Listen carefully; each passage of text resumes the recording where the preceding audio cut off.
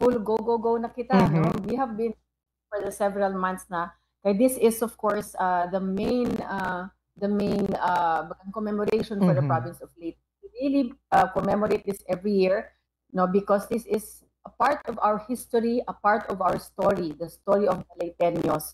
So that is why we are commemorating this every year so that people will not forget na mapasa natin ito nga istorya ha aton mga anak. Now, last year we celebrated the 80th Leyte Landing. It's a milestone year. Pero yan ang 81st Leyte Landing. Bagan medyo nag-tone down kita yung good day. So that's why we call it solemn, but of course solemn but special. Kung makikita ninyo video, last year we had a reenactment, but this year we are preparing for the milestone year 85th.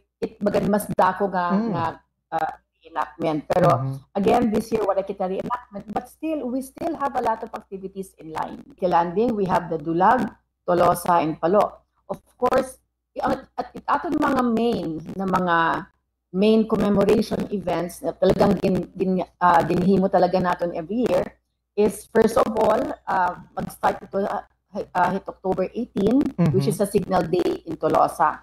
Now, everybody's invited, hindi nga mga activities natin. It starts on October 18 at Tolosa, ito nga Signal Day. This is in the morning. Iniit ka na istorya ni Boy Scout Abelio, where he has signaled the American ship na ayaw didi ka mo pagbumba, didi ha Tolosa, kay may mga tao didi. Dito ka mo hadulag. No, but it really saved the people of Tolosa during that time. Kaya di ba pag-abot pala ito yung mga Amerikano. On October 19 naman, hadulag naman. Itdulag, ang tawag naman itira celebration is pagdaog naman hadulag. Kaya kumadto nagyapon mga Japanese, nagdaog nagyapon dito kita hadulag. Kaya that is where the Philippine flag was raised on Hill 120. And that is why everybody is also invited. It agay October 19 to commemorate with the Dulagnons.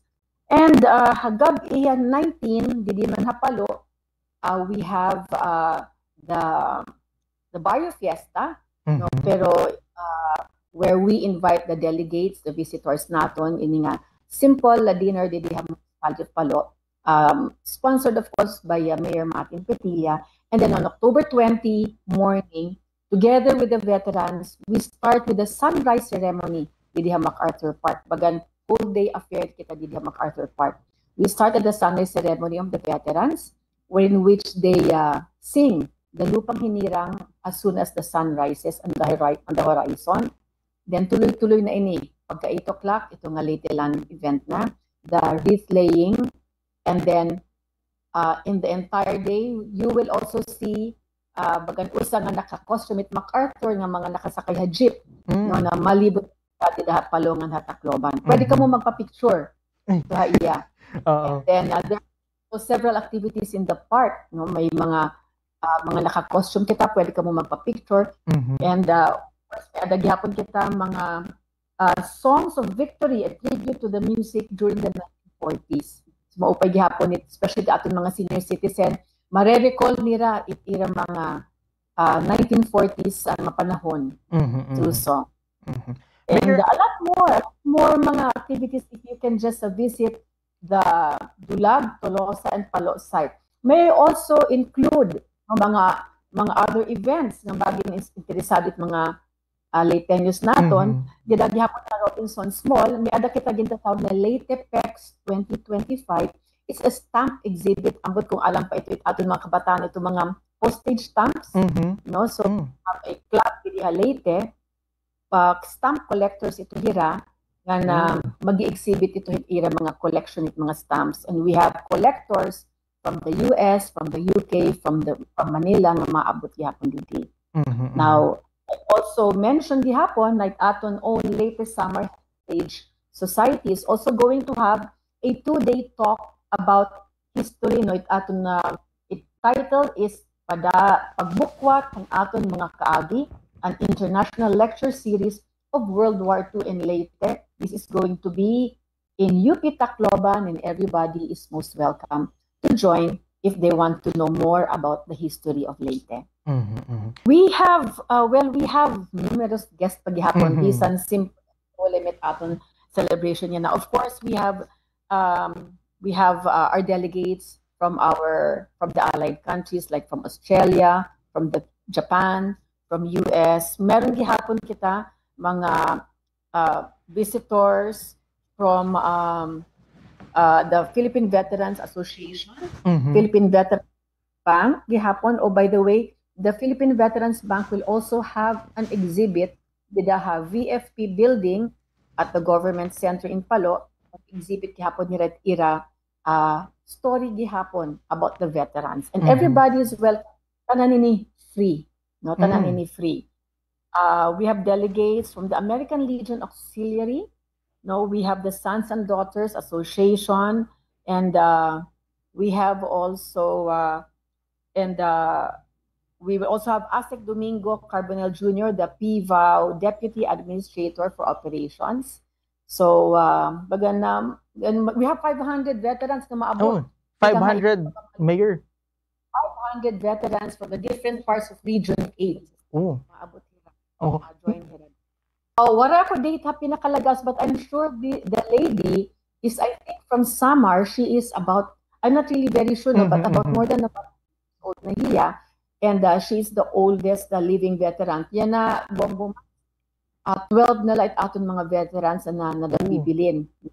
And that is why it is still very important nga din sa celebrate naton or din ko commemorate naton. Kaya gusto naton ipahibaruha ira nga diri natin nakakalimtan it ira mga ginbuhat. Madaling, you could not imagine kung kita adto ha ira kalagayan at that time. They were in the front lines during the battle. And I'm sure it ira hinuhunala at that time was to save their family, to save their children, and to save their children's children. That is why they were in the front line. Na naswertehan lahira na nabuhi hira after the war. But and that is why all the efforts we're very thankful of. Why MacArthur came back, and why was this the beginning of the liberation of the Philippines, no? So damot mga bagandiri nakakahibaro itong istorya. Nagpapakita ka MacArthur.